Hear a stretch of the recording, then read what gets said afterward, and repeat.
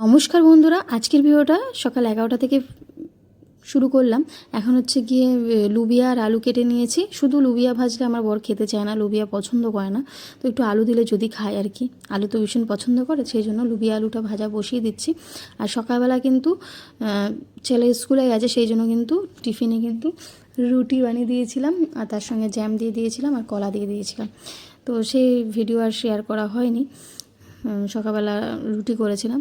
তো সকালবেলা রান্না করিনি, দেখো চারিদিকে আটা পড়ে আছে, আর ওদিকে ভাত বসিয়ে দিয়েছি, কারণ বর খেতে আসবে দুপুরবেলা। বর কাছেই কাজে গেছে, সেই জন্য। তো নুন হলুদ দিয়ে ভালো করে নেড়ে চেড়ে এখন ঢেকে দেবো। আর ভাজাভাজি করতে আর কতক্ষণ, নুন হলুদ দিয়ে ঢেকে দিলেই, একটু সময় ঢেকে দিলেই হয়ে যায় আর কি। তো এটা করব। আর মাছ করব, চান্দা মাছ এনে রেখেছিলাম, 2-3 দিন হয়ে গেছে, ফ্রিজেই রেখে দিয়েছিলাম ধুয়ে টুয়ে সুন্দর করে। তো এখন আবার একটু ধুয়ে নিয়ে ভালো করে, তারপরে দেখো নুন হলুদ আর লেবুর রস ভালো করে গায়ে মাখিয়ে নিয়ে, তারপর জল দিয়ে তার মধ্যে কিন্তু কিছুক্ষণ রেখে দেবো। রান্না হতে হতে অনেকটা, প্রায় 15-20 মিনিট যদি থাকে, তাহলে কিন্তু সামুদ্রিক মাছের যে একটা গন্ধ, যারা সামুদ্রিক মাছ খেতে পারো না গন্ধের জন্য, তারা কিন্তু এই আইডিয়াটা যদি ফলো করো, অবশ্যই তোমরা মাছ খেতে পারবে, তাহলে অসুবিধা হবে না। আমিও প্রথম একদম খেতে পারতাম না সামুদ্রিক মাছ। তো সেই জন্য আমি এই আইডিয়াটা করে কিন্তু আমার কিন্তু খুব মানে আর কি লাভ হয়েছে আর কি, আমি এখন খেতে পারি।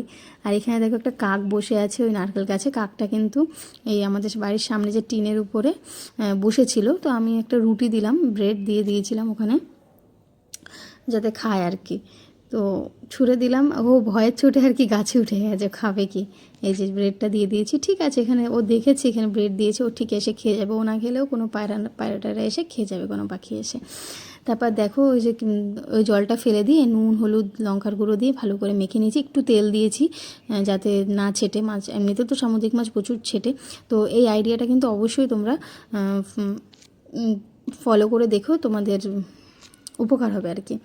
তো যাই হোক, তারপরে এই যে আলু টমেটো আর তার সঙ্গে দিয়েছি কাঁচা লঙ্কা, তেল, প্রথমে তেল দিয়েছি, গোটা জিরে দিয়েছি, তারপর টমেটোটা ভেজে নিয়ে একটুখানি আদা বাটা, একটুখানি রসুন, একটুখানি পেঁয়াজ, সব একসঙ্গে অল্প একটু করে দিয়ে ভালো করে কষিয়ে নিয়ে আলু দিয়ে নুন হলুদ লঙ্কার গুঁড়ো আর ধনে গুঁড়ো দিয়ে ভালো করে কষিয়ে নিয়ে জল দিয়ে মাছগুলো দিয়ে এই যে ফুটিয়ে নিয়েছে। এখন কিন্তু আমার রান্না একদম কমপ্লিট হয়ে গেছে, টকবক করে ফুটছে। এখন একটু গরম মশলা দিয়ে দেবো, তারপর নামিয়ে নেবো কিন্তু। তো রান্নাবান্না তো কমপ্লিট হয়ে গেলো। রান্নাবান্নাটা হয়ে গেলে কী হয় বলো তো, নিশ্চিন্ত। কারণ বর যেহেতু খেতে আসবে, আর সকালবেলা যখন টিফিন দিয়ে দিই তখন আর অতটা অসুবিধা হয় না, তাহলে সারাদিন আর রান্নার চিন্তাটা থাকে না। তো যাই হোক, এদিকে লুবিয়া আর আলু ভাজা করে নিয়েছিলাম, আর তার সঙ্গে নিয়েছি এই যে চান্দা মাছ, সুন্দর করে তরকারি করে নিয়েছি।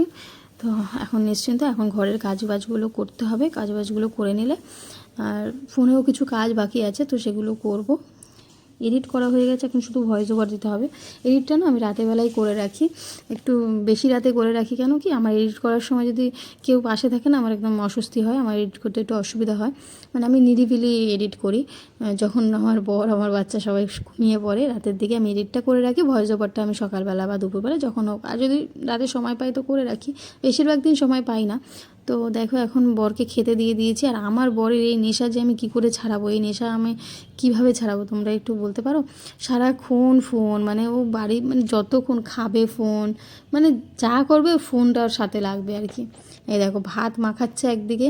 প্রথমে ভেবেছিলাম লুবিয়ে রান্না করেছি, কি না কি বলবে, তা যে কিছু বললো না। আলু টালু দিয়েছি তো হয়তো সেই জন্য কিছু বলেনি। তার সঙ্গে লঙ্কা দিয়ে ভালো করে মেখে নিয়েছে। তো তোমরা দেখতেই পাচ্ছ, এক ধ্যানে ফোনই দেখছে। এখন হচ্ছে কি মাছ দিয়ে দেবো। ওকে কি দিচ্ছি না দিচ্ছি ওর কোনো দিকে নজর নেই। ও সারাদিন মানে যতক্ষণ ঘরে থাকে তো সারাক্ষণ ফোনই দেখে। আর বাইরে তো যখন কাজই করে। কাজ করার সময় অনেক সময় গান চালিয়ে কাজ করে। তো যাই হোক, দুপুরবেলা এসছে, এখন আমি ওকে মাছের তরকারিটা দিয়ে আমি ওকে জিজ্ঞেস করবো যে কেমন হয়েছে, কোনটা ভালো হয়েছে, ভাজাটা ভালো হয়েছে না তরকারিটা ভালো হয়েছে। যেহেতু আমি এখনও খাইনি, সকালে আমি রুটি খেয়েছি, জ্যাম রুটি খেয়ে নিয়েছি, একটা কলা খেয়েছি। আর এদিকে দেখো লেবুটা কেটে নিয়েছি, 3টে লেবু কেটে নিয়েছি। লেবুটা কি বলো তো, আনা হয়, বললাম আমাদের ঘরে আনা হয় সবসময় লেবু, কিন্তু খাওয়া হয় না। তবে এবার থেকে ভেবেছি আমি না লেবু খাবো, ভাতের পাতে, মানে খাওয়ার পাতে একটু লেবু থাকলে মন্দ হয় না। তবে লেবুটা খেলে না আমার প্রচণ্ড গ্যাস হয়, তো গ্যাস হয় বলে কি আর কিছু খাবো না বলো? এবার থেকে ভেবেছি যাই গ্যাস হোক যাই হোক, এখন থেকে সব কিছুই খাবো একটু একটু করে। তো আর আমার বর তো ওই লেবু পেয়ে খুব খুশি, কারণ ও টক খেতে ভীষণ পছন্দ করে। তো আমি আগে খুব একটা কেটে টেটে দিতাম না, তো আনতো শুকিয়ে যেত। তো আমি ভাবলাম না, এবার থেকে লেবুটা খেতে হবে, লেবুগুলো নষ্ট করলে হবে না, জিনিস নষ্ট করার থেকে খেয়ে নেওয়া ভালো, তাই না? আর আনে যেহেতু বাজার থেকে, কিন্তু আর লেবু এমনি আমার সবসময় থাকে। ওই যে বললাম মাছে, এই দেখো বলছে তরকারিটা দারুণ হয়েছে। আমি ভাজাটা, বলে ভাজাটা তো ভালো হয়েছে কিন্তু তরকারিটা বেশি ভালো হয়েছে। তো এই দেখো লেবু 3 টুকরো লেবু খেয়ে নিয়েছে ও। আর লেবু খাওয়া ভালো, জানো তো, শরীরের পক্ষে টক খেলে একটুখানি শরীরে অনেক উপকার হয়। তো আমিও খাবো। তো এখন বর খেয়ে নিক, তারপর আমি কাজ বাজ সেরে, আমার একটু কাজ আছে। তো কাজ বাজগুলো আজকে আর শেয়ার করলাম না। তো এখানে দেখো আমি শাড়ি পরে নিয়েছি, আর এই শাড়িটা কিন্তু এই প্রথমবার পরলাম। এই শাড়িটা আমি কিনেছিলাম। এটা হচ্ছে কালো আর লাল, সবুজ, একটু অরেঞ্জও আছে হালকা হালকা পাড়ের দিকে। তো এই শাড়িটা আমি নিজে পছন্দ করে কিনেছিলাম। তোমাদের কেমন লাগলো অবশ্যই কিন্তু কমেন্ট করে জানিও। এই শাড়িটা এই প্রথম পরলাম, একটা অরেঞ্জ কালারের ব্লাউজ দিয়ে সুতির। তো সেজে নিয়েছি। তো সেজে একটু পোজ দিচ্ছিলাম, মানে আমার নিজেরই ভালো লাগছে। আমি শাড়ি পরতে ভীষণ পছন্দ করি। আমাকে যদি কেউ জিজ্ঞেস করে তোমার কোন জিনিস, মানে কী পরতে বেশি ভালোবাসো, কোন ড্রেস, তো আমি এক চান্সে বলবো যে আমার শাড়িতে আমার, মানে শাড়িটা আমি খুব পছন্দ করি। সবসময় পরা হয় না।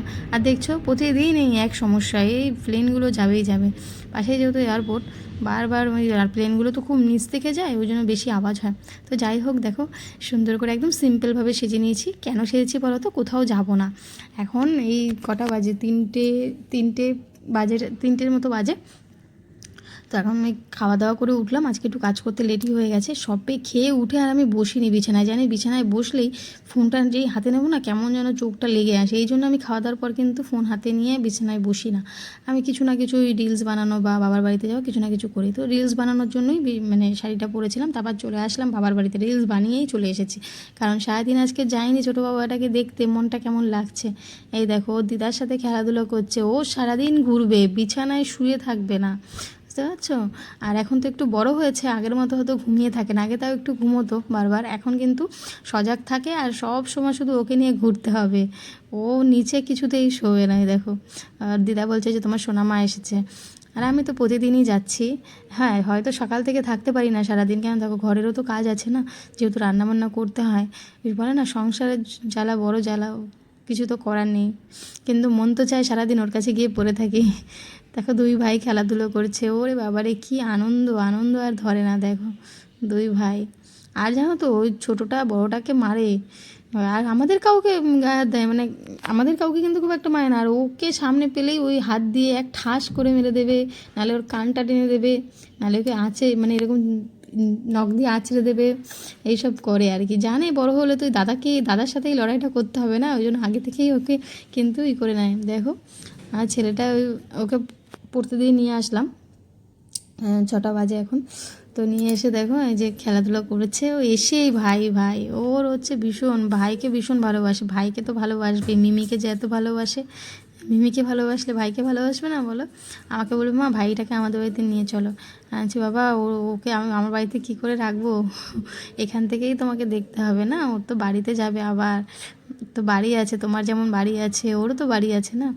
তারপর দেখো আর মেমো এসেছে, আমার মেমো কাজ থেকে ডাইরেক্ট এখানেই এসেছে। আর মেমো কিন্তু প্রত্যেক দিন নিয়ম করে কাজ থেকে, আমি যাই আর না যাই ও ঠিক যাবে। আমি ধরো কোনো দিন সকালে গেলেও বিকেল দিকটায় যদি না যেতে পারি, ওর মেমো ঠিক 1 ঘুরলি হলেও যাবে, গিয়ে ওই সোনা বাবাটাকে কোলে নেবে, আদর করবে। আর মেমোকে দেখলেই হাতটা বাড়িয়ে দেবে।